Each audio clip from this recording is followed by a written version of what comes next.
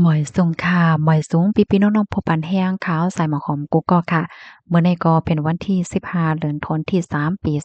2525ในตอนรายการเฮาค่ะตอนในที่อ่อนเอาพี่ๆน้องๆเฮาค่ะมารับถมด้วยข่าวเงาเกี่ยวกับเลยลองตั้งฝ่ายเจ้าหน้าที่ปลีกเขาติ้งยอบไหล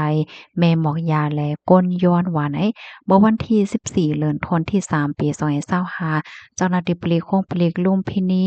เจ้าหน้าที่ฝ่ายภูมิปนพรหลายปานหลายฝ่ายค่ะ ไล่คมกันกวดทัดก้นย้อนคิมฮอมเส้นตั้งสุขุมวิทแขวงคลองเตยเหนือเขตวัฒนาเมืองเกาะกรุงเทพเนี่ยค่ะอันเจ้าหน้าที่เขาลงพื้นที่กดทัดได้ก็เป็นเมื่อวันที่13เดือนธันวาคมที่3ปี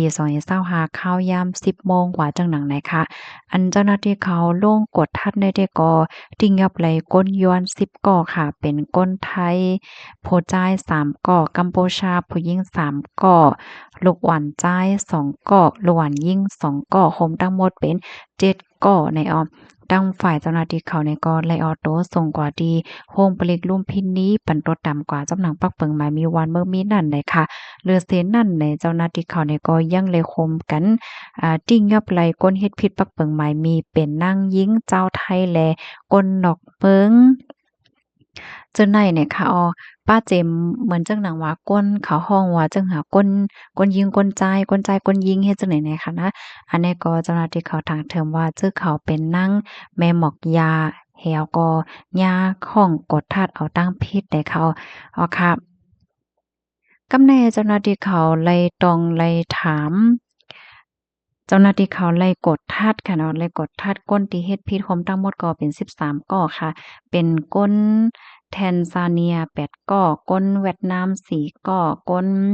โอโอเบสกิสถาน1ก้อในอันเจ้าหน้าที่เขาเอาตั้งพิษแต่ก็ย้อนเพราะว่า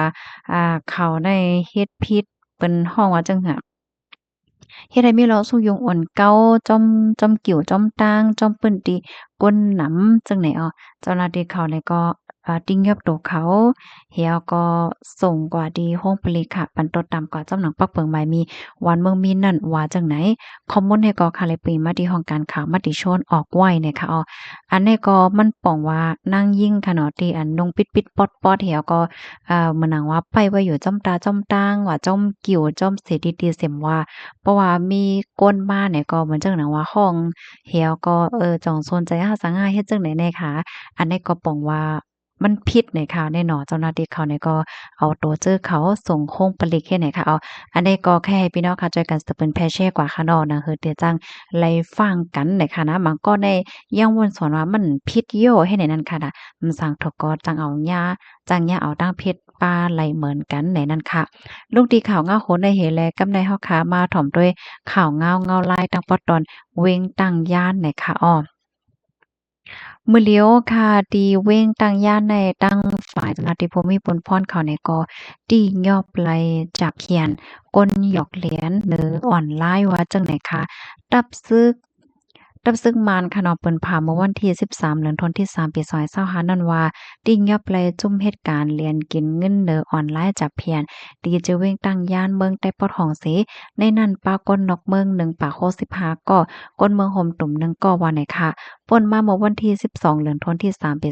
2025ซึ่งมานเขายอบแลจุ่มจับเพียนแลป้าดังเคิงใจในนาการเขาอันว่าติ้งยอบไหลก้นนอกเมืองนั่นเป็นก้นเมืองไหลละลายในได้ก็อำลาดป้าเนี่ยค่ะ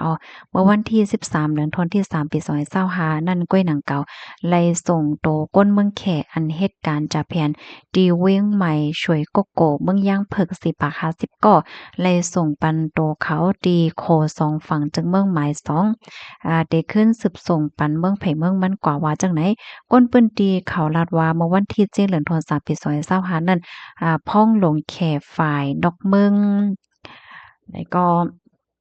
ลัดกว่าดีปางซับแจงรีเพิ่นข่าวว่าเพียวล่างแปดจุ่มจะเพียนอันมีดีเจ๋งหองวันออกดีแหลนเลนเมืองแขเมืองหมตุ้มไหลหมดยาววานในเซตาป้อมาด้วยเหมือนจังหนานจุ่มจะเพียนอันมีดีเว้งตังย่านโคปางหมู่เจในเมืองใต้ปอดของเจ้านั้นไหนเขาตึกสืบควักนาการเขาอยู่ว่าจังไหนคะผมมีปนพรในรวมกับสาร USA อันปักไว้ที่ลาซิลลาดว่าในนาหลิน อันกุ้มทิ้งไว้แต่ก็อ่าตึกต่อเพียวม่วยแปดจมจับเพียนไว้อยู่เสสังว่าบ่แม่นพี่น้องก้นเมืองเขาเลยโฮดเลยยินลองเขาในก็ปันข่าวเลยอยู่ว่าไหนเมื่อวันที่11เดือนธันเมื่อในเดือนธันที่11ปี2524นั่นค่ะตับซึกว่าอยู่โด SA ที่ยอบไหลจมจับเพียนเหงก่อปายในจะเว้งตังยานเสียวก็ในนั้นเตป้าก้นเมืองแข762ก็เลยส่งโตเขาปันติเมืองแขว่าไหนคะตอนตาดีเพียวล่างเป็ดจุ่มจับเพียนอันมีดีแลนดินเมืองแขเมืองห่มตุ่มในสิเมืองแขเขาเลยคัดใจเพียวล่างแต่จะเมื่อปี2023นั่นเลยค่ะข้อมูลอันนี้ก็ค่ะเลยปีมาที่ของการข่าวเงาหางเสียงใต้เตรียมต่างไว้เนี่ยค่ะเนาะค่ะอันนี้ก็เมื่อเหลียวในมันป้องว่าที่ในเมืองใต้เนี่ยก็มีไว้จุ่มจับเพียนนะคะก้นเมืองเฮาค่ะอันถุงยาวหยอกเลียนก็มีค่ะนะมันเจอในจุ่มเขาเนี่ยก็ใจลอกลายตั้งหักตั้งแป้งเสียก็หยอกเลียนค่ะเนาะมังเจอเนี่ยก็ว่าส่งโคของมาเฮ็ดแหนเนาะตาเตไล่หาบโคของว่าไล่หับเงินว่าจะได้เด็กก็สู้เตไล่จ่ายเงินก่อนเตไล่เฮ็ดอันนั้นอันนี้ก่อนเฮ็ดจังเนี่ยนะเฮียวแลมังจื้อเนี่ยก็ซ้ำว่าโจ้เฮ็ดการลงทุนให้แน่เนาะมันก็เนี่ยก็ตกเป็นเหยื่อก่อนเลยจังนี้ก็มีตั้งน้ำเนี่ยค่ะก็ปานนั้นแหละให้พี่น้องค่ะฟังกันสักทีกันนำๆใส่กำเนี่ยค่ะเนาะยินจมกูก็ดีรับถอมปันแห้งค่ะย้อนสู้ปันให้อยู่ได้กินหวานในรถเพกันค่ะเนาะพี่น้องค่ะก็เลยดีไปเลย follow ติดตามไว้ก็แค่ดอก follow ติดตามไว้ใส่กำเนี่ยค่ะนะเฮ็ดได้เลยฮู้ข่าวเงาคึดตั้นและตั้งโหตั้งหันกูมือวันนั้นเลยค่ะยินจมเย็นนำค่ะหมอยสูงค่ะ